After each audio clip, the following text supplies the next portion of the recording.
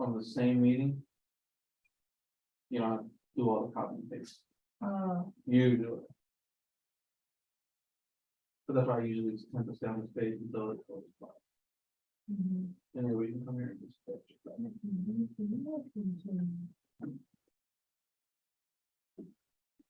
Said we have a couple of old computers in 610 that we're no longer using. What's the policy of returning those computers? Do we just submit a help desk ticket and someone will come pick them up? We're going to bring them down to our office 205. We just want to check them first.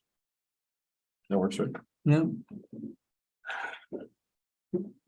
Or do you just want us to knock on your door and be like, Or should we just throw them off the roof? I mean, what would they do with them? I don't know. I mean, They're like XPs. yeah, they're old. So I don't even know. I don't know what they would do with them. Probably get $1. Rip out the hard drive and make it clean. It's probably not even a very big hard drive on either of those computers. But those computers are also so slow because they're so old. What operating system do they use? It's either Windows XP or Windows 7 up there, but I want to say it's XP. I think so. It's old. Yeah, it's old. When I first started working here, the reason there's two computers up there is because so the camera we have up there now just when you hit record, it just records to an SD card, which makes it easy because then you can just bring the SD card down here to edit it. But what they used to do was the camera was hooked up to the computer via FireWire, and we would capture the video on the computer. Well, when I started here, it was already not working great, and it was like missing frames and stuff. And so I was like, I'm just people's videos, and we're gonna have to like constantly redo them if we keep doing it this way. So I asked Betsy if we could order another camera. So we don't use that computer for capturing anymore. And then the other computer was our old teleprompter. We had this really big teleprompter that was super heavy, and it connected via VGA cable to the computer. And then you could sit at the desk and like scroll through the teleprompter. Well, we bought a smaller kind of portable teleprompter that uses an iPad. So now we don't need that computer anymore. So they're just sitting up there collecting dust. So we could use that space, especially because Franklin made a good point. They're probably we weren't doing press conferences up there because of COVID. It's just too small of a room. But now we're allowing press conferences in there again. So as soon as you get like 3 or 4 camera guys in there, there's no more room. So if we could get those computers out and that table out of there, then we'll have a little bit more space for people and stuff. Even if we could find a smaller table too. We know where we have the mixer right now. Yeah. Reduce that. Oh, yeah. As well. But what if we use the don't we have a small table in here? Do we? About that. Oh, computer.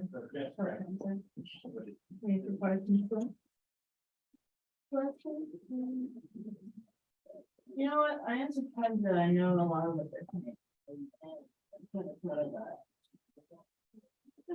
Oh, I know what that is. Wait, what? They're talking about the old computers. What is that? That they were talking about. So about the first one? Yeah. For the the conference. We went up there yesterday. Yeah. Yeah, we went up there yesterday, or the day before. I think it was the day before we went up there. But it was very slow. But it's cool, it's like a presidency thing. It looks pretty cool.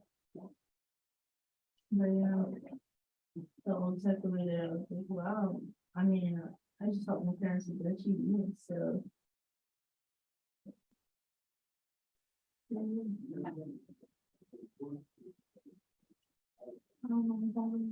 It's gonna be crazy when you're in session. You're gonna be running around with the camera and shit.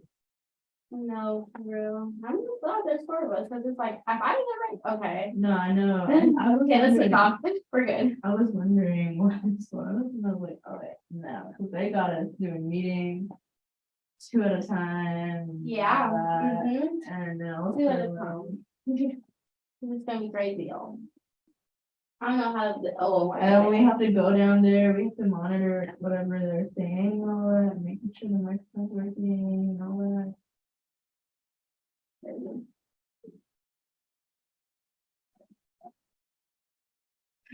Probably, recording it from here too. 8 to 5. I thought that was gonna be so easy, and now Honestly, being here, I was like, No, we're here, and that's why when people go home, they just like watch TV. And I sleep. I I go was back to work. crazy. I don't watch TV. I literally just go to sleep, or I go get food, then take a shower and get in bed. I straight up do nothing. That worked at Oh, 7 o'clock in the morning tomorrow. So, See, I'm glad that I'm gonna get the weekend off. yeah, I wish I should have told them I want a weekend off. Well, But you that can't would like, work. you work here. I mean, would you work nights? Which I think is so nice. But I just want to work now. Yeah, that's what I wanted. You don't work on weekends. But I think I'm gonna tell them every other weekend so I can have some break. They should do that. That's real bad. The sleep, don't get it. I have this like. it's in the Sure, fall, so just it's wait. full and just like, like, I'm so tired. But I think I just have. I'm probably gonna be working my laptop. Bring your laptop here. Yeah, I think I can. Yeah, you can bring it here. Maybe we bring it here. You know. I should stop. I give it. I'm gonna use my phone if I can use something. My laptop, I don't have to carry it around. Yeah, I have a bag for my laptop. Are you taking any classes? Why are you doing that? Honestly, change. Although I have to write some essays for this. Same, I have to write a paper Where every. you were like all the way in the back. No, I was like. Just getting back. That's too much though. I don't even. And know. in the. See, when is the meeting starting? 35. That's too much. I think my second school was like, these 3 papers and you're done. No, not even that. Then I have 2 classes. What class are you taking? I'm taking limit, intro to women's study and then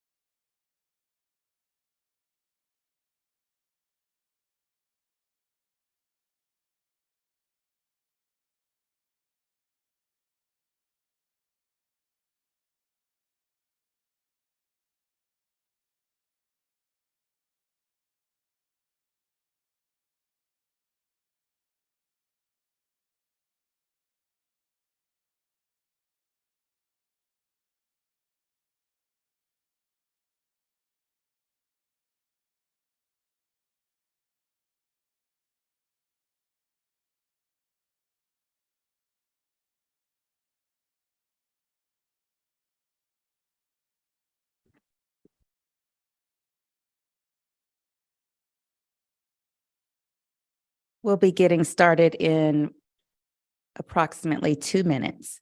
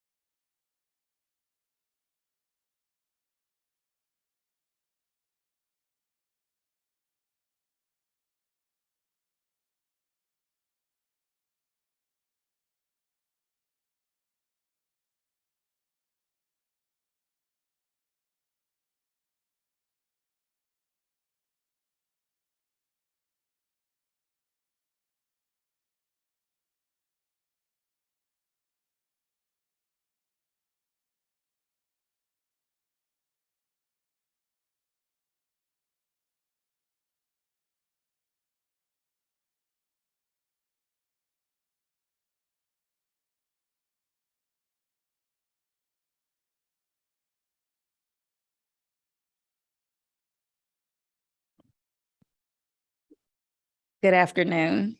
We are ready to get started, and we are starting the afternoon session of the second day of the hearings for the House Study Committee on Cannabis Waste and Recycling to give the public a summary of what we've done so far. On yesterday, we started with the University of Georgia College of Agricultural and Environmental Sciences, Dr. Timothy Coulong, and Georgia Tech Renewable Products Institute, Dr. Chris Lutgen.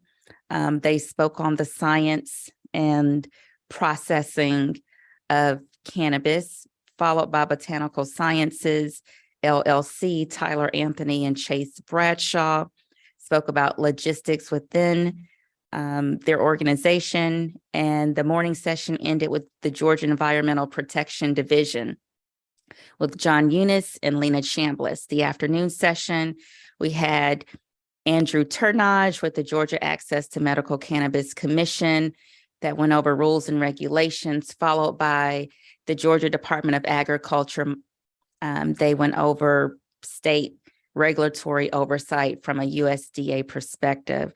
Later, we had Reginald Snyder from Taylor English Dumai LLP and Council for State Governments, Nick Bowman, that went over international and domestic opportunities as well as policy and legislation.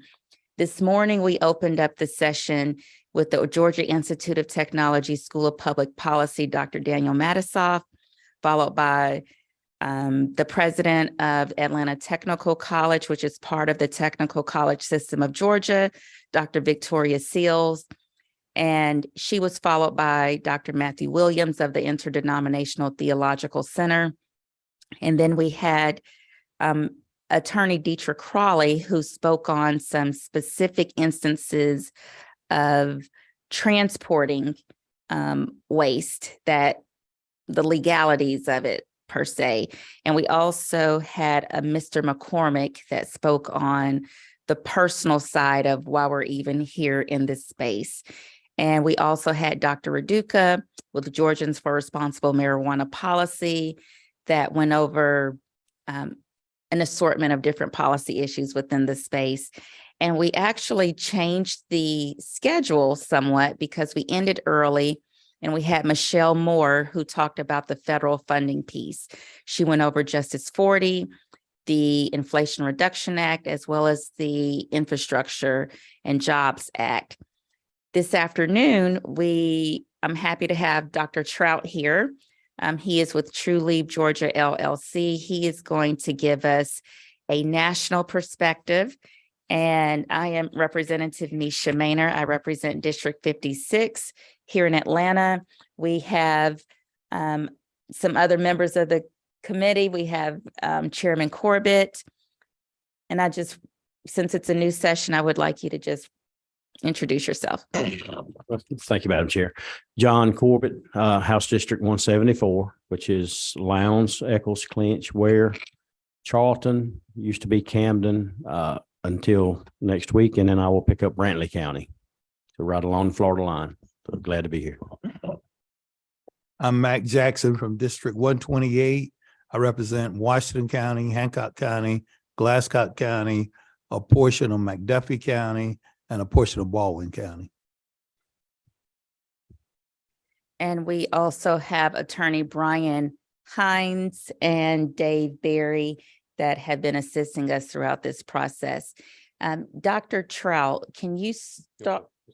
Oh, we also have, I'm so sorry, we have Representative Dale Washburn online. We also have Representative Alan Powell that is calling in. And so, Dr. Troutman, if you can introduce yourself, tell us a little bit about your experience and your background and how you got into this conversation. Absolutely. And I just want to thank the committee for inviting me here today to participate. Again, my name is William Trout, and I am a naturopathic medical doctor. I specialize in botanical medicines. I'm licensed in Arizona and Maryland, and I've been working in the cannabis industry for over a decade now, beginning with when our medical cannabis program passed in Arizona. And I've worked in up to 10 states, helping them get their medical cannabis programs off the ground and supporting patients and the medical community as we bring this medicine to the patients in these individual states. And today I will be talking about the history of cannabis. However, I could do a college course on the history of cannabis and probably not touch on all the most important topics. So we're going to stick to historically significant events that have profoundly impacted human culture. Cannabis sativa L. This is the accepted botanical name, named by Carl von Linnaeus. The L stands for Linnaeus. He's known as the father of taxonomy. He started the binomial nomenclature system as far as two names, a general name, and then a species or more specific name. And he first described Cannabis sativa in his Species Planetarium in 1753. Sativa means cultivated, and this has special importance with cannabis because many people believe that cannabis was one of, if not the first cultivated plant when humans went from hunters and gatherers to agricultural societies because of all the different products and resources that cannabis can and has provided. Jean-Baptiste Lamarck proposed two species of cannabis in 1785, Cannabis sativa, and then a version Cannabis indica that was a wild growing species growing in the area of India and Eastern countries. However, the conventional wisdom is that there's only one species of cannabis, Cannabis sativa, and then other subtypes, Cannabis sativa, Cannabis indica, and Cannabis ruderalis. However, there are many different names around the globe or have been for cannabis because it has been, we developed and cultivated cannabis so early in our human history that it then migrated with human migrations as well. And again, many different names in different cultures. Let's go back about 4,000 years ago, 2300 to 1700 BCE. This is an archaeological dig called Bactria Margiana. It is located in what is now the northern Afghanistan region. And it was dug up in the late 70s, early 80s. And what they found at this archaeological dig were these huge bowls and crucibles and large vessels. And in these vessels and crucibles, they found extracts from the cannabis plant. So this may be the first cannabis dispensary that we've uncovered in the archaeological record. And look how large these bowls are and these vessels are. This was a huge commercial practice for the community there in this archaeological dig and then probably surrounding communities as well. Not only did they find extracts from the cannabis plant, but they also found extracts from the poppy flower or opium. So we've got a history of cannabis being used alongside opium going back thousands of years. These are two of the most widely used botanical medicines in human history. And they actually have a balancing effect for each other. Again, opiates are known to be very good for very severe traumatic injury for several days, but they are not very good for chronic conditions because they have a lot of dependence concerns associated with them, toxicity concerns. I think we're all pretty up to date now, the concerns that we have with opiate medicines. Whereas cannabis is known to be very good for chronic conditions or long-term conditions because of its safety profile and low toxicity profile. So again, they've worked very good in tandem, and cannabis is also very good at treating a lot of the side effects that come along with opiate medicines as well. And we are seeing that in the states that are legalizing cannabis, that it is a good tool in the toolbox for physicians that are and their patients that are dealing with chronic pain. So cannabis as a natural resource. Again, this is one of the most versatile plants and has been used throughout human history longer than we have writings to talk about it. Textiles and fabrics. The greatest portion of all textiles and fabrics around the world for clothing, tents, rugs, quilts, and more were produced from cannabis hemp prior to the 1800s. Sails on ships that brought us to America, the coverings on the wagons that took us out west, hemp. The first American flag was made from the cannabis plant.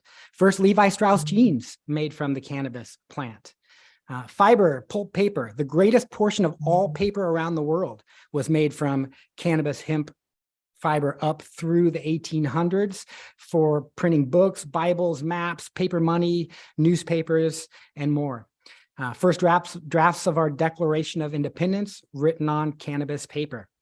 Rembrandt, Vincent van Gogh used cannabis hemp canvases.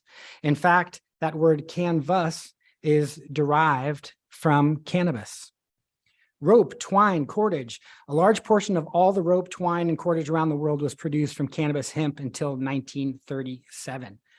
Over 50 tons of cannabis hemp was used to make the rope and rigging for the USS Constitution, which was one of the first American Navy vessels in 1798. Lighting oil. Until the 1800s, cannabis hemp seed oil was the most common lighting oil for lamps in America and around the world, eventually exceeded by whale oil and ultimately replaced by petroleum kerosene. Foods, oil, protein. Hemp seed contains all the essential amino acid proteins and essential omega fatty acids to sustain life. This makes this plant one of the most nutritionally beneficial plant sources on Earth. Cannabis hemp seed was commonly used in porridges, soups, gruels throughout the world. Cannabis hemp was a predominant seed for wild and domestic birds, sold retail in the United States through 1937. Biomass fuel. Cannabis is one of the largest biomass producing plants and consists of over 70% cellulose. In fact, Henry Ford's first car was powered by cannabis fuel. Even the body and the fenders were made from cellulose composites of the hemp plant. And of course, medicine. For thousands of years, cannabis has been one of the most widely used plant medicines around the world. In 1964, Dr. Raphael Mechoulam isolated tetrahydrocannabinol THC at the University of Tel Aviv. Since then, over 100 unique cannabinoids have been isolated from the cannabis plant. Where would we have been without hemp cannabis?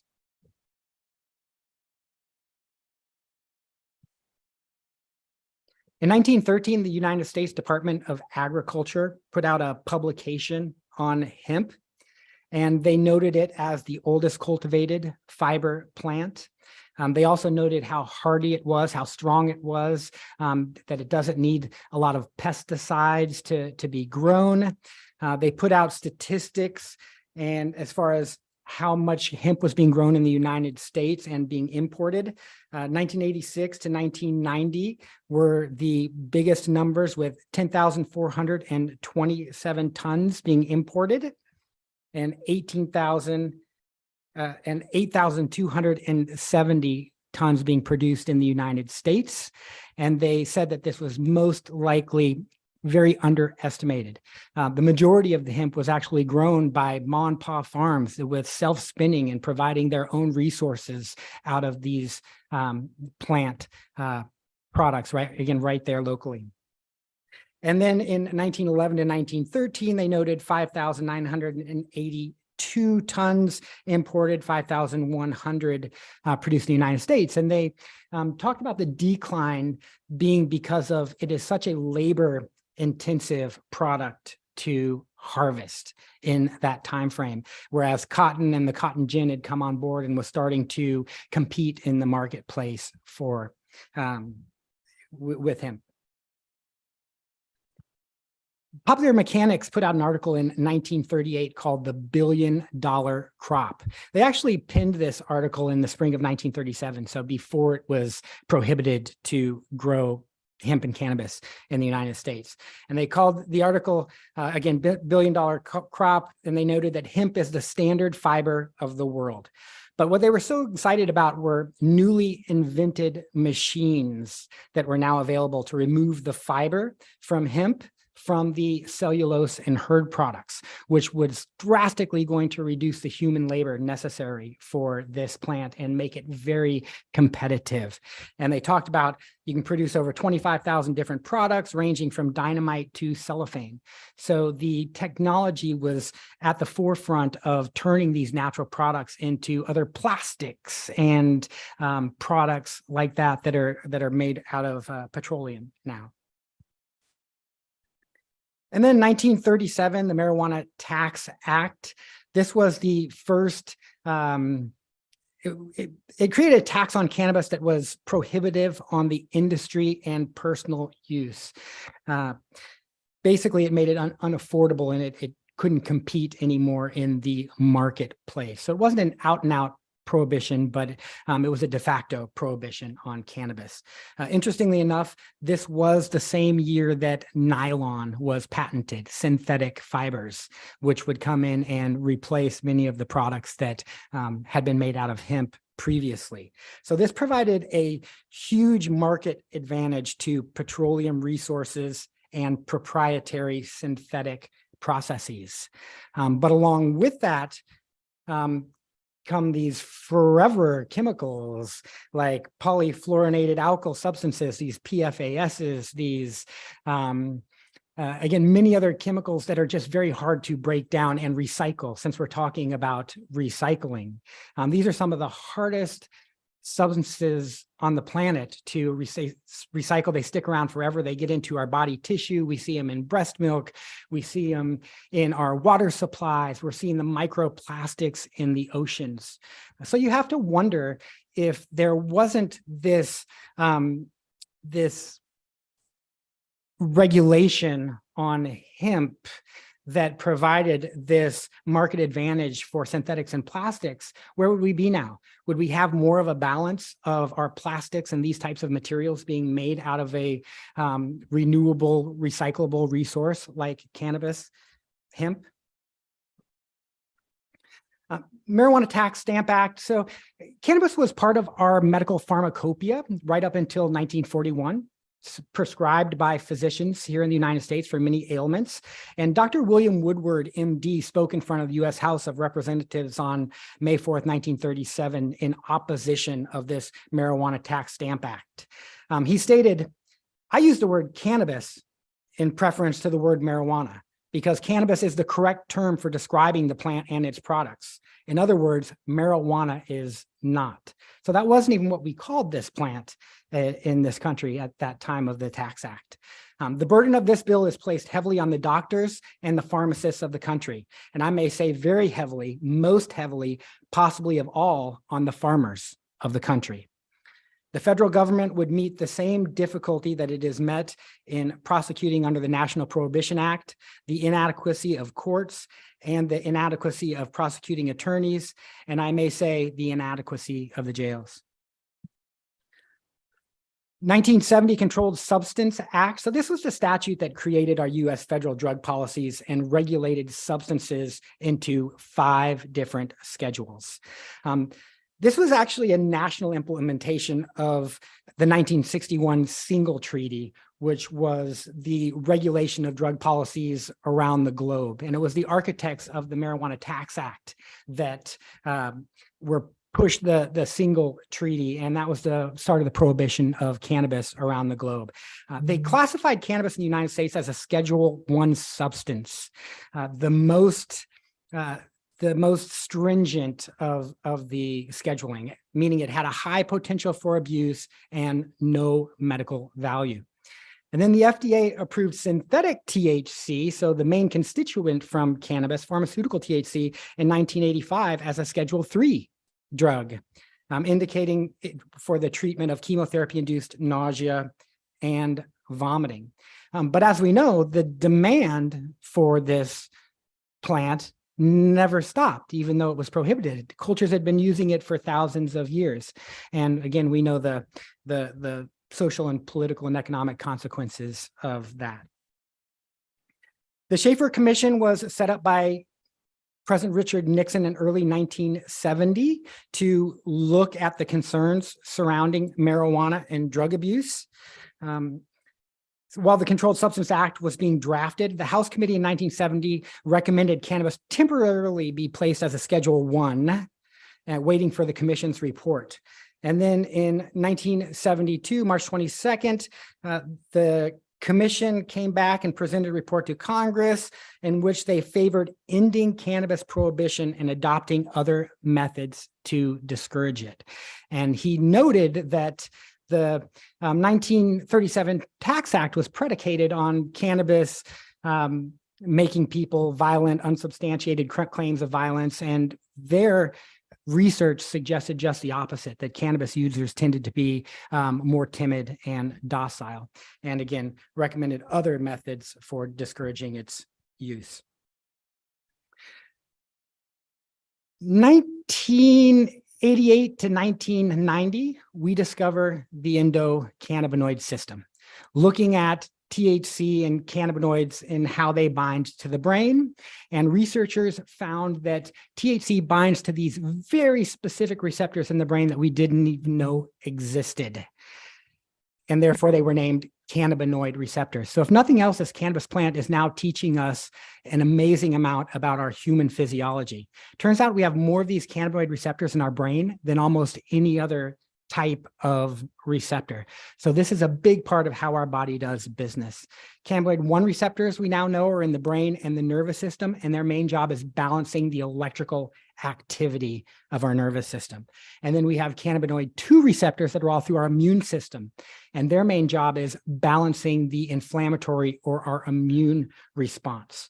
So again, these cannabinoid receptors are in almost every tissue of our body and are involved in the process of homeostasis or balance. That makes it very, very exciting as to how these cannabinoids work in our system.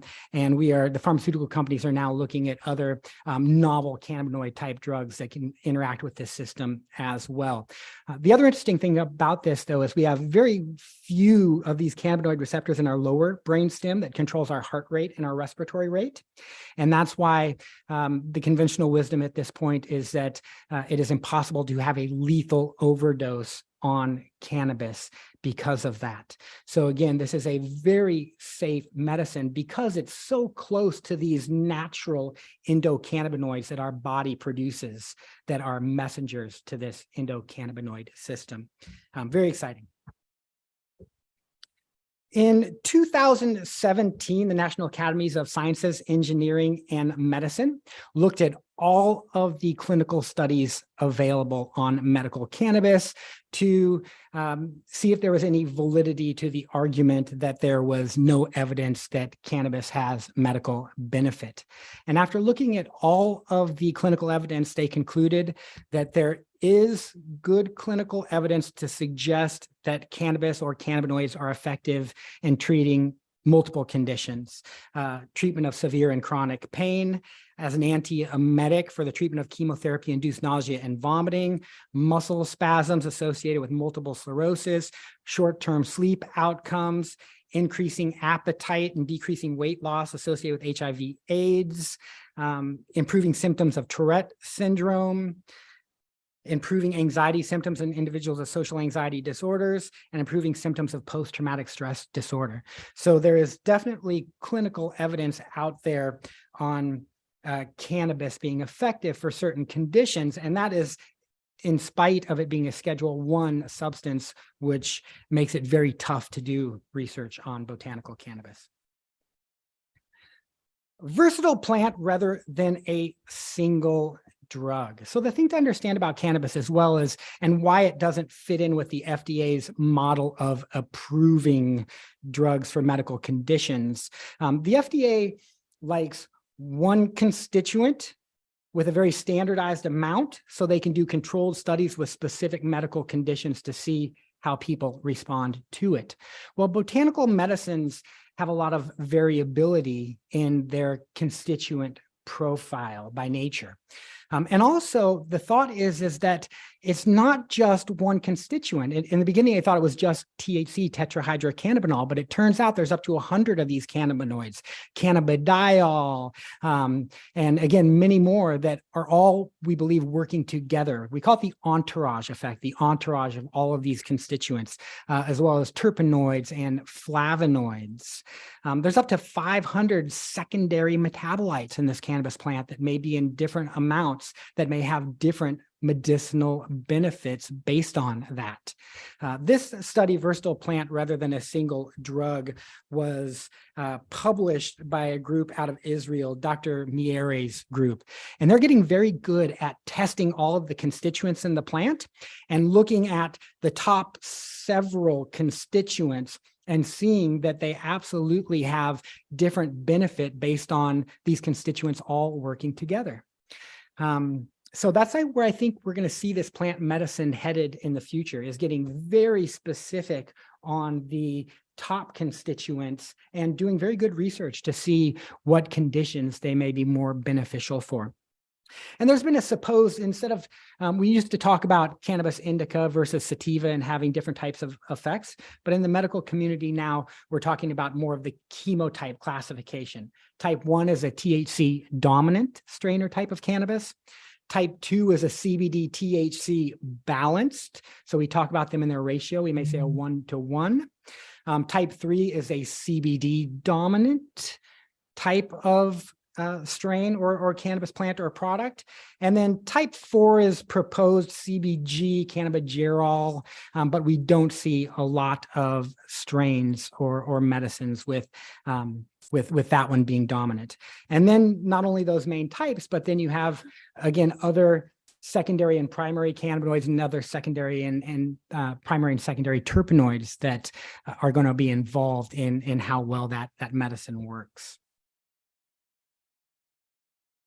So the hope is that because we see that cannabis doesn't fit, these plant botanical medicines don't fit into the way the FDA approves and schedules medicine. So the hope is that we see a regulatory system for these botanical medicines like cannabis that takes into account how it works and at least puts it on a level playing field with other petroleum-based pharmaceuticals and petroleum-based natural products and plastics.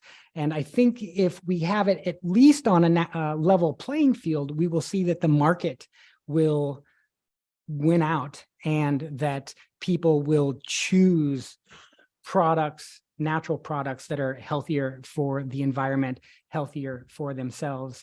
And at some point, we may even think about having regulations that incentivize using natural products such as cannabis to produce some of these other products like plastics that do not recycle well and have concerns associated with them. With that, I thank you so much for inviting me here to speak with you. And if you have any questions, I would love to field them. Yes, Chairman Corbett. Thank you, Madam Chair. Thank you, Dr. Trout, for the presentation. Earlier today, we talked about the number of licenses we are issuing in Georgia and how many square feet of grow space we can have up to 400,000 between the 6 different licensees, 100,000 square foot and 250,000, and the capability that they're able to produce enough to provide medicine for 800,000 patients. And right now we only have 25,000 on the registry, and it come up that there's a tendency or a possibility we could overproduce and have this medicine sitting on a shelf, and this shelf life is 12 months. And you say you've been around this for 10 years in Arizona.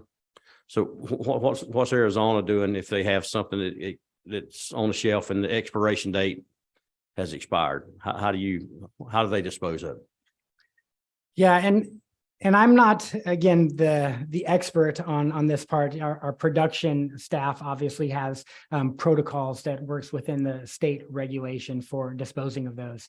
But the biggest concern obviously is the health of the community and getting access to products that again could provide health concerns. Diversion is another concern as well. Typically the protocols and procedures have to do with grinding of the product and mixing it in with other waste disposal where it cannot be used. And again, put out in a safe receptacle to where people don't have access to it, to where it can get taken off to landfills. The nice part about cannabis is that compared to most all other substances that are, again, toxins or poisons, cannabis is a very, very safe substance. Oh, yeah, my concern would be it's no longer capable of doing what it was intended to do, and somebody with a condition is taking it and Yeah, it could be weaker than it should be, I guess. Absolutely. There is definitely a shelf life on these cannabinoid medicines, also depending on how they are stored. That makes a big difference as far as extending that shelf life. And we need to make sure that we have cannabis medicines that are fresh and potent so the patients get the medicine that they are expecting. Thank you. Thank you, Dr. Trout. Are there any studies or standard practices that say the shelf life is X amount of months or years? There is information out there on that. And typically what we see with botanical medicines in general, and there are studies specifically with cannabis as well, is that the cannabinoids in the medicines are fairly stable in the cannabis flower if it's stored at room temperature out of sunlight for up to a year. And then after a year, it starts slowly degrading. And then after about 5 years, it is considered to be inactive. Okay. Thank you. I just wanted to go to page 6 of your pamphlet, and it's starting with the Marijuana Tax/Stamp Act. And just wanted to make comment that Dr. William Woodard, with all of his initials after his name, think about the foresight in 1937 to talk about the injustices within the criminal system, even back then. I think that's just fascinating. The other thing that I wanted to touch on is page 8, the endocannabinoid system. You know, it's so interesting because when you're talking right now, over the course of the few days, we've talked about all of the different strains, you know, Delta 8, Delta 9, Delta 10. And with these mutations, there, you know, at one point can be a Delta 25, right?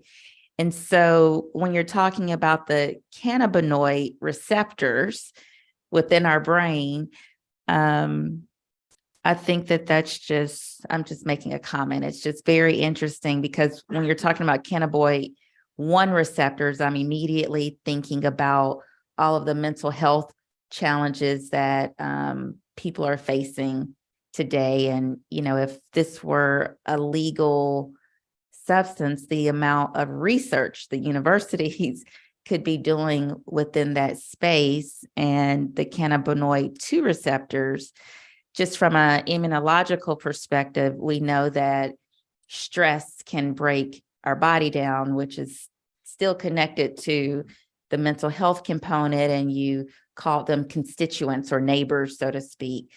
And so, you know, it seems that this is a plant based on your research. I didn't know a lot of things. So thank you for the information, but it seems like this, again, the purpose of this study committee was to open our eyes and let the public, as well as the state of Georgia, know of all of the other great benefits that this plant can do, and let's not think about it in such a limited perspective. Your report is going to go in the final report, and we really thank you for your time. Thank you very much. Next on the agenda, we have Mr. Jimmy, and I hope I'm going to say this right, Samartis. I know I'm saying that wrong since I had the extra initials, and so please correct how I'm saying your name. And he is the CEO of LanzaJet. He's also going to be our last presenter of the study committee. And I'm really excited to hear from him. He has some fascinating news to kind of tie the past 2 days all into, what is the future of Georgia? So if you can just start with introducing yourself, telling us about your background, and how you can add to the study committee. Great. Well, thank you very much. Hopefully you can hear me okay. Can you confirm that audio is coming through okay? Yes. Excellent. Well, thank you for having me. I'm Jimmy Samartzis. I am the CEO of LanzaJet.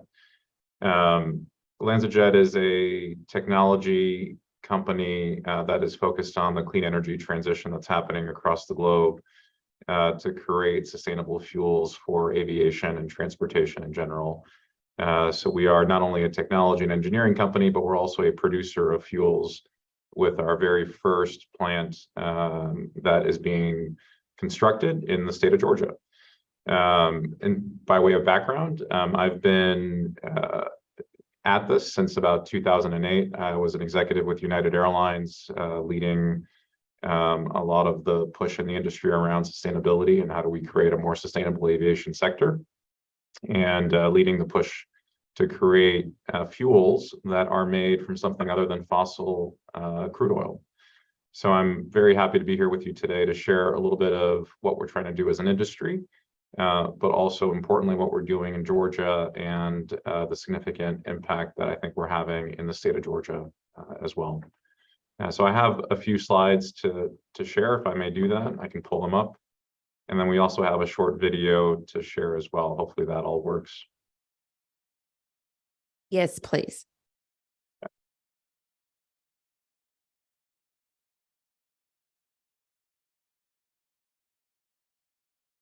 Do you mind confirming again that you can see the screen?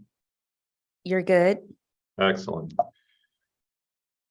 I'll start with a vision statement that our employees of the company developed, which I think I always typically start with because it's important. We have a very strong belief that we have an obligation to preserve the world, but also the opportunity for future generations to experience it and thrive. What's implied in that is that aviation has a very important and critical role to play in global commerce and bringing global society closer together and enabling generally communities to stay in touch and individuals to stay in touch and conduct their business. So we have a very strong belief that how do we enable aviation to continue to do that and to continue to grow, especially in developing economies around the world, but how can we do that in a sustainable way? And one way to do that is by developing and producing sustainable aviation fuel. Sustainable aviation fuel, just by way of context and background, is a drop-in fuel. So it means that we do not have to change out aircraft engines, infrastructure at airports, infrastructure that supplies the airports. It is a drop-in fuel. It has the exact same characteristics, if you will, in terms of performance as fossil crude oil jet fuel does, but it's made from renewable, sustainable biomass sources. The U.S. government came out with an ambition to achieve about 3 billion gallons of production by the year 2030 of sustainable aviation fuel. And the reality is that last year, meaning this is 2021 data, we don't have a 2022 data yet, but it's not that different. The United States had a total use of about 5 million gallons of sustainable aviation fuel, which represents 0.03% of the target of getting to 3 billion gallons by 2030. In order to get there by 2030, what this means as a country, we have to accelerate production so that we're 600 times where we are today in terms of production capacity in the country. So some may see that as a significant challenge. We see it as a terrific opportunity to enable the energy transition to continue within the country. We as LanzaJet have made a commitment to the US that we will provide up to 1 billion gallons of that 3 billion gallon ambition. Just to give you some context in terms of this is really establishing a new global market in the globe, broadly speaking, commercial aviation uses about 100 billion gallons of fossil based jet fuel. And across the globe, only about 33 million gallons of sustainable aviation fuel were used again in 2021. Aviation has made a commitment to reach net zero by the year 2050. And they've also, meaning airlines, airplane manufacturers, and the United Nations as the overarching authority that has interest in international commercial aviation, all agree that sustainable aviation fuel is going to be a key lever to achieve that net zero ambition by 2050. It is expected that 65% of that, of getting towards net zero, is going to be attributed to sustainable aviation fuel. What that means in terms of building a new global market, there is a significant need for government engagement and enablement through policy to support developing a new industry. So that means not only having the ambition and the goals, but having the appropriate incentives, the appropriate mandates, and the appropriate support for scaling new technology, which is, generally speaking, first of a kind technology that is just now hitting the market and that is beginning to scale. From a LanzaJet perspective, we start with ethanol as the starting point, and we convert that ethanol into sustainable aviation fuel. So this is a unique process. It's one that we co-developed with the US Department of Energy. It is technology that originated in the Pacific Northwest National Lab and was scaled up with, excuse me, LanzaTech, which is the company that spun us out in 2020 and created LanzaJet. Key to sustainable aviation fuel production are pathways. Alcohol to jet, meaning ethanol as a starting point to get to SAF, is a pathway. These pathways have to go through an approval process through ASTM, which is the American Society for Testing Materials, which essentially gives the stamp of approval that that pathway produces a fuel that achieves the quality and the safety characteristics that is expected and needed in commercial aviation. So our technology and the pathway for alcohol to jet using our data from our pilot plant was approved in 2018. So what that then meant is that the fuel that we produce using our technology and our pathway is certified to be used in commercial aviation. We have announced publicly about 300 million gallons per year of SAF production.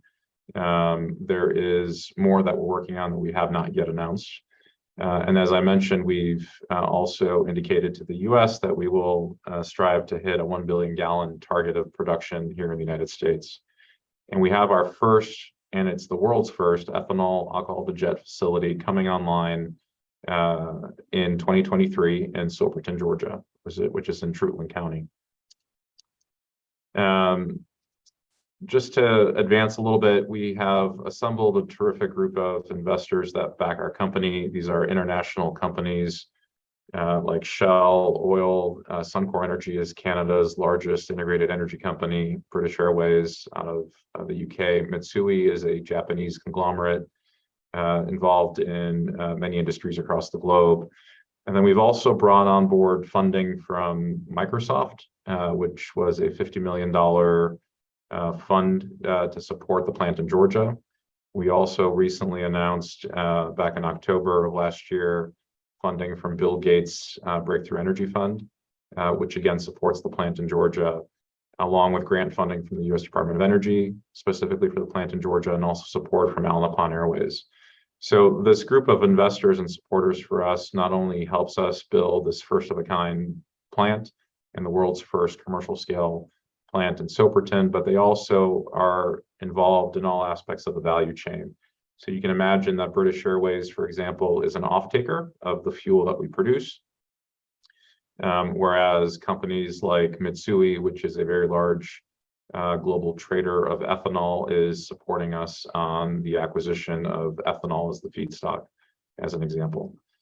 Breakthrough Energy is a significant addition to our team. Bill Gates established Breakthrough Energy as a way to catalyze the development of new technologies. And in particular, they established what's called the Catalyst program, which is intended to support technologies that are commercially scaling. So we are the first investment that Breakthrough Energy has made through the Catalyst program, and the first investment in sustainable aviation fuel. What that does do, and that was a $50 million grant specifically for our plant in Georgia, it reduces the green premium because of the fact that it is a grant. We did not have to go to the market to secure that $50 million as a loan. You can think of that as, saving us at least 75 cents per gallon of jet fuel we produce. It enables us to continue with this urgency around getting production scaled, and it helps us catalyze global growth. And I'll show you here in a little bit that Georgia for us is the first plant, which I've mentioned, but because of the success that we're having in Georgia, it's enabling us to deploy our technology throughout the US and throughout the globe. It's important to also understand that for us, we have the flexibility to use any ethanol. The carbon intensity, also known as CI of ethanol or of any product really, is critical. So having ethanol that has the right carbon intensity is important to us, meaning a reduction in greenhouse gas emissions. So we are using ethanol that is available in the market today. Just for the point of clarity, within the United States, the US produces about 17 to 18 billion gallons of ethanol that is used primarily in road transport. And then between North and South America, you probably have about 30 billion gallons of ethanol production today. The majority of that is used as a blending component into gasoline. And as road transport is electrifying, it's a significant opportunity for the ethanol producer community to see aviation as a new market opportunity for them. So this technology like ours presents a significant sort of industrial component here in the United States, meaning the ethanol production, to have a new viable market to serve longer term. At the same time, we also work with various companies in ethanol production technologies to produce new waste streams of ethanol. As an example, Lanza Tech, which is again the company that founded us, they have technology that actually converts waste sources, whether that is municipal solid waste or carbon monoxide, for example, from a steel mill. They're able to capture that waste and convert it into clean ethanol. Lanza Tech, frankly, also has a presence in Georgia, and they do a lot of their innovative work around converting waste streams into ethanol. They're at their R&D facility in Georgia, the same site in Soperton. When you look across the globe, there is plenty of opportunity for feedstock that can be converted into ethanol. The US is rich, if you will, with energy crops, as I mentioned, in terms of ethanol production today. We can also use biogas from landfills as an example and convert that into ethanol. We can use CO2 directly from the atmosphere, capture that CO2, and through a process convert that into ethanol as well. But across the global landscape, ethanol is widely available. There's lots of feedstock of raw material, of waste product that we can convert into ethanol, and just presents a phenomenal opportunity to decarbonize really hard to abate sectors like aviation. So our fuel, as I mentioned, is drop-in. It exceeds the standards that are established for jet fuel. And it provides, depending on what we use as the feedstock, at a minimum, a reduction of, 70% in greenhouse gas emissions compared to fossil crude-based jet fuel. It has no sulfur, and it has more than 95% reduction in particulate matter. So from a local air quality perspective, it has significant benefits. We've also done work with the government of Canada and have tested the fuel at high altitude, and we've also found significant reduction in contrail formation, which is also believed to contribute to climate change. Right now, all sustainable aviation fuel has a max blend of 50%. There is work currently going on with ASTM to certify the fuels for 100% use.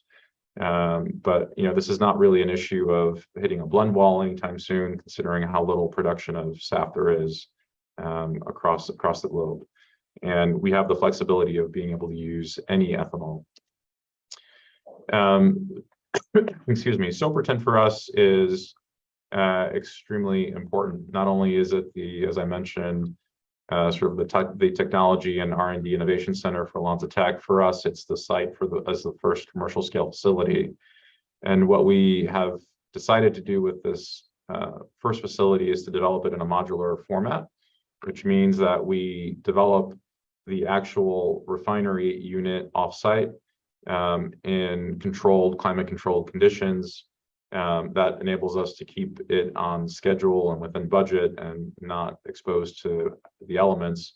So the refinery unit, which is the novel technology, has been fully constructed.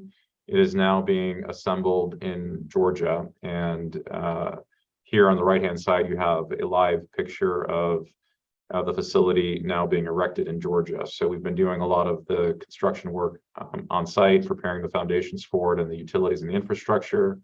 The actual refinery unit is now being erected. It is going to be about 150 feet tall. So it's a large structure in rural Georgia that will produce 10 million gallons per year of sustainable fuels. We have been doing work with the Port of Savannah as well for the potential import of ethanol and potential export of fuels. So there's quite a bit of economic activity within and around Soperton all the way to Savannah. We estimate about $70 million in annual economic activity. We're investing more than $200 million in Soperton for direct sort of infrastructure and capital construction. So that equates to a number of jobs during the construction period, as well as permanent jobs at the site. We are also very much focused on bringing in local talent to run and operate the plant, which has been proven to be a really great opportunity to train up local Georgians to be able to operate on novel technology and refining technology of this sort. We did have a major event in December of this last year where we brought together more than 150 individuals representing not only our investors, but partners that have been critical in enabling this industry to get off the ground. And it became a moment for the industry to celebrate how far it has come in the development of sustainable aviation fuel. It was a celebratory event where we had certainly local officials from Soperton and Truitland County, but also the state who were present, and then national and international organizations who also joined us. And I do have a video that I would love to try to share with you as well, as soon as I get through this presentation.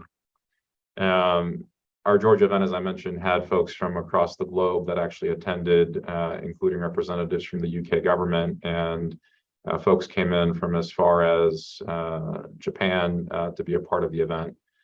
So we had 2 to 3 days of activity between Savannah and Soperton, which was truly a terrific opportunity to showcase Soperton, showcase Truitland County, showcase Savannah and Georgia, and all the good work that's going on there.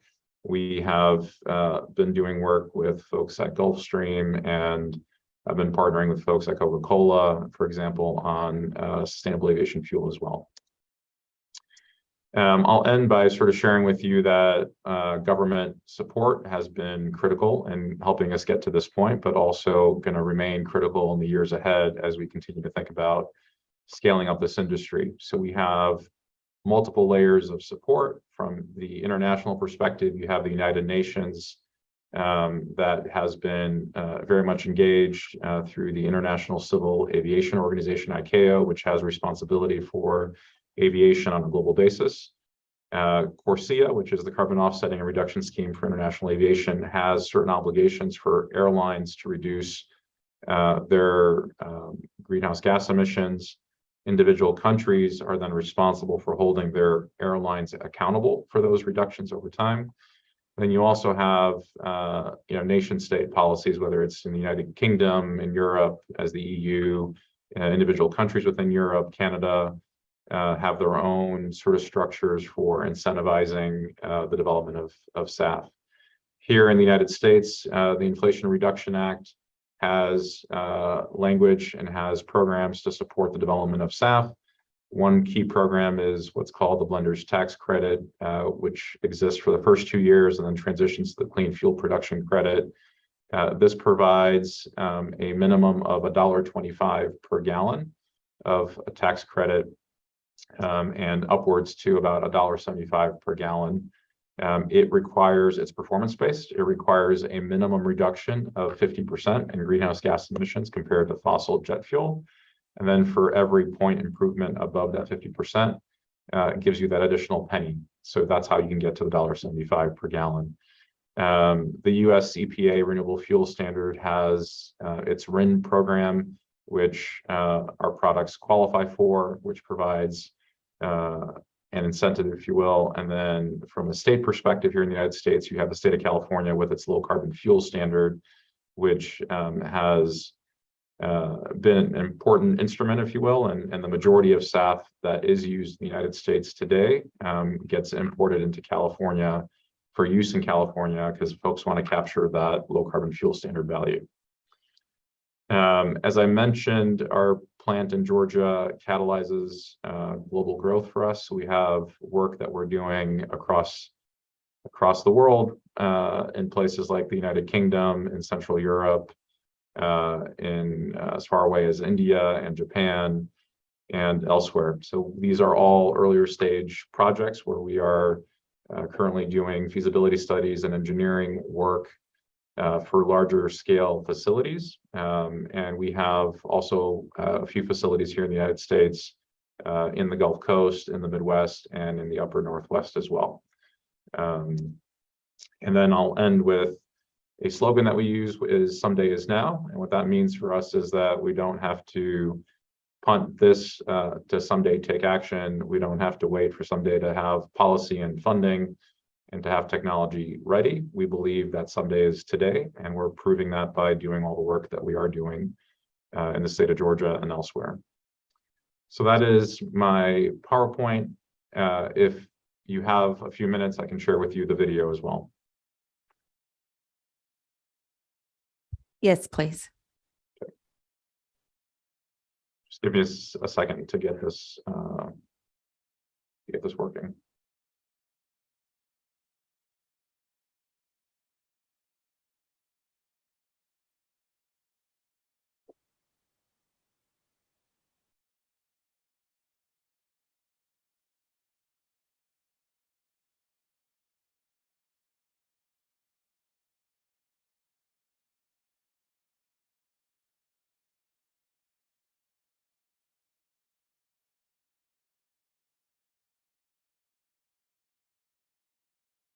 Are you able to see the screen? Yes. Okay, let's try this and see if the sound works. Can you hear that okay? Yes. Here today is a story of innovation, The video is not showing, though. It's a black screen. collaboration. Here, I can pull it up on here. Are you able to pull it up locally? We see it. Do the full screen. I don't think the full screen works. I think YouTube doesn't work. If you can put the link in the chat, we can bring it up from here. You can tell me. I got it. Sure.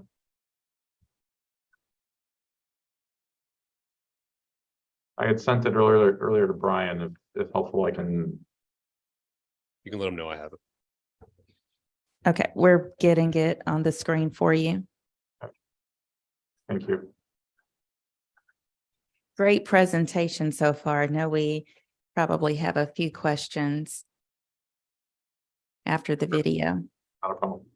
And the video is meant to share with you what we did in Georgia with the 150 plus people that came. I think it tells the story of the importance of what we're doing and how important Georgia is to us as well.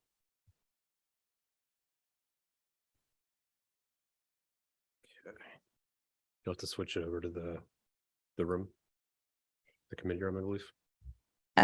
So I think he's saying to no longer share. I think you'll have to switch it over on your end, though, the committee room rather than Zoom room. Collaboration, partnerships, resilience.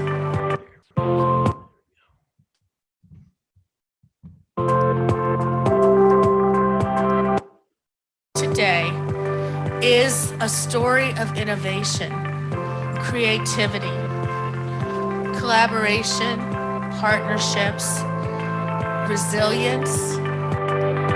Today is really a celebration of partnership.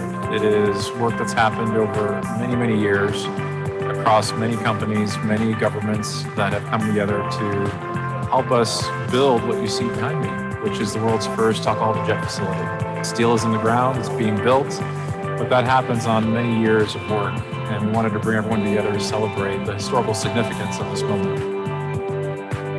Today, you'll get to hear from new leaders and the investors who took a bet on LanzaJet across the country and across industry.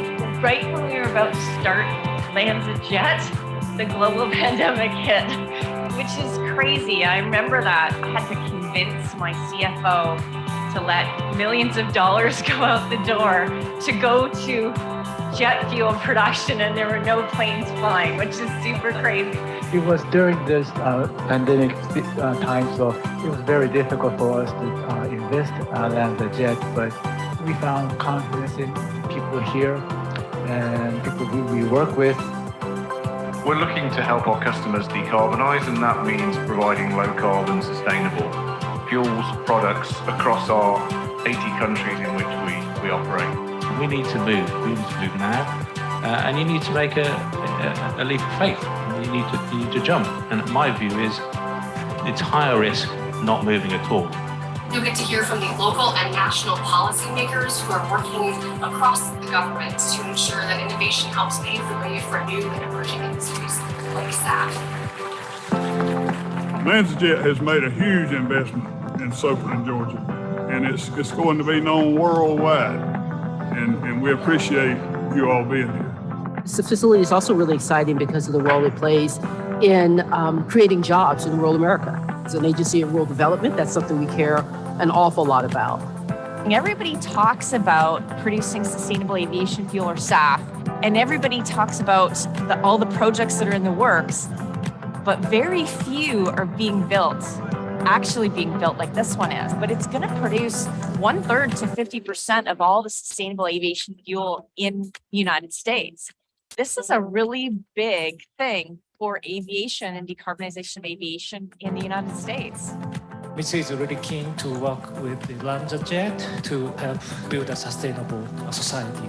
Breakthrough Energy, our core mission is to support, enable, and accelerate the decarbonization of global economy. In order to take us from where we stand today, producing 51 billion tons of greenhouse gases a year, down to zero by 2050. The only reason we're here is because of the Department of Energy. The Department of Energy, which helped us develop this technology and build this plant. Because of the support of the USDA, because of the FAA, because of the UK, and because of Europe. But it also comes from the investors that sit here. And we actually believe that aviation matters. It matters for commerce, it matters to bring our global society closer together. So we firmly believe that we have an obligation to figure out how do we enable aviation to continue, but to do so sustainably. And that is what we do. What's really interesting about sustainable aviation fuel is it's a drop-in fuel, but it can be actually blended in with jet fuel and used in existing aircraft. existing fuel distribution systems. It takes a lot to build this industry. It takes having the right technology that is scalable. It takes having the right policy that is supported and enabling to transition. It takes having airlines who want to use the product, who are committed to it, who are investing in it. It takes innovative financing, right, to be a part of the equation. And it takes consumers to want to fly on it. Not just your individual consumer, but also your corporate consumer. Which is why it's awesome to have Microsoft here today, a company that leads and that shows you what it takes to be a part of this. When we at Microsoft think about decarbonization, including the role of our Climate Innovation Fund, we think about fundamentally changing the markets in which we're all operating. LanzaJet is doing something disruptive because the use of waste resources to make aviation fuel to recycle carbon is going to change everything. It's going to create an industry. So the word I would use is disruptive, game-changing. It is forward-thinking. This is the beginning. Groundbreaking. Pioneering. What we see behind me is a miracle in making. It's history, but it's also a miracle because it's actually happening now. We want aviation to have access to SAF, and we think we have one of the best solutions out there to enable the industry to do that. Yes, I've always believed this day was possible from the early days of the industry when I started working in this field.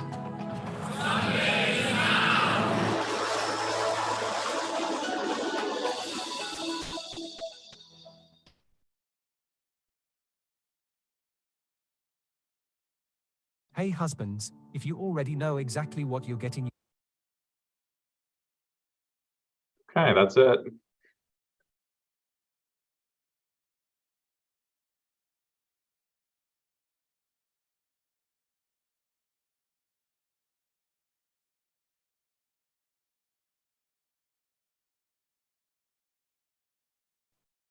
Can you hear me? Okay. That was a wonderful video. That really summed up everything. The committee for the past few days, we've had many people streaming live. We've had, a full house here yesterday. The possibilities of what you can do with waste is just enormous. And so your presentation speaks volumes. I want to go to the committee. Are there questions from the committee? Chairman Corbett. Thank you, Madam Chair. Thank you for the presentation. At the plant in Soperton, you said you could do 10 million gallons a day or a year? 10 million gallons a year. A year, okay. So to get to a billion gallons, we're going to expand the plant a little bit. There's quite a bit of room work to grow. do. We've got room to grow in Georgia, so thank you. Yeah, that's right. My question is, two questions.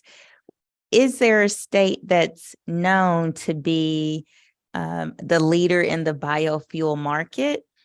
And if there's not, how can Georgia, what do we need to do as a state to position ourselves so we are the leader in that market? I guess I have a couple thoughts on that, right? One is the pioneering work that's happening in the state of Georgia between LanzaTech, LanzaJet, and all of the folks that are involved is pretty phenomenal. And it's a significant opportunity to leverage that, I think, for the state in terms of showcasing the work that's happening. We had Secretary Granholm and Senator Ossoff came out to visit us. They were also visiting a solar panel production facility in the state of Georgia and other things. But there's a lot of clean energy work that's happening, manufacturing work that's happening, if you will, in the state of Georgia. So I think it's a great opportunity to capitalize on that. California right now is the leader in the country in terms of enabling the clean energy transition to happen. And the low carbon fuel standard, which I mentioned, is one of the reasons why that's the case. That has been a significant incentive traditionally for clean fuels in general.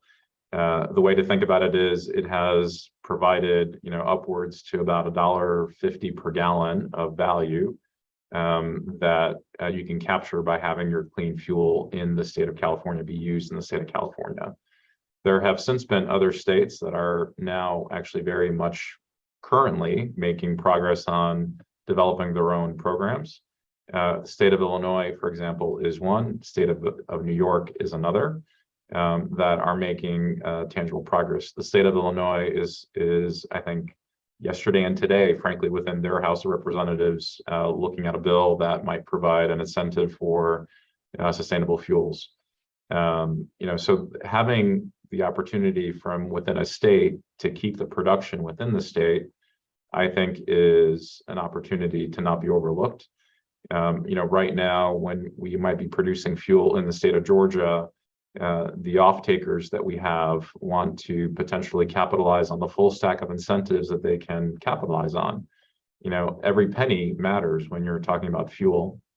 The fuel might very well make its way to the state of California just to be able to capture that low carbon fuel standard incentive, as opposed to keeping it local, avoiding the cost as well as the carbon impact of shipping that fuel to the state of California. So it's an opportunity to have the state step forward and provide an incentive, if you will, to counter the incentive that's being provided in California to keep the fuel locally for use in the state of California. That is similar to what the state of Illinois is currently doing and currently contemplating within its House. And one last question is, we have Delta here as a hub, and another question from the state. I know that you mentioned Illinois' new legislation that they're proposing. How can the state help our stakeholders like Delta in this space, especially if the goal for the entire aviation industry is 2030, and that is, now 7 years away from today? Yeah, and that's a good point. If you think about the work that's ahead over a 7-year period, there's a lot to do in order to get to that level of production. Delta has been a strong supporter of the SAF industry. They were at our event in Georgia. We are, finding ways to work with them and partner with them in particular. But thinking about, again, a state-based incentive that enables companies like Delta to use SAF within the state of Georgia is going to be important. Otherwise, I think folks like Delta and other airlines will likely choose to use and uplift that product in places like California because it ends up being cheaper, being able to do it there. Hopefully that helps. I think that is the last question. We are so appreciative of the presentation as well as the video. I think the video was impactful. It really rounded out everything that we've been discussing over the past 2 days. We appreciate your time. The information that you gave us will be put into the final report, and we appreciate your service to the state. And with that, anything else, we are adjourned. Thank you. Great, thank you.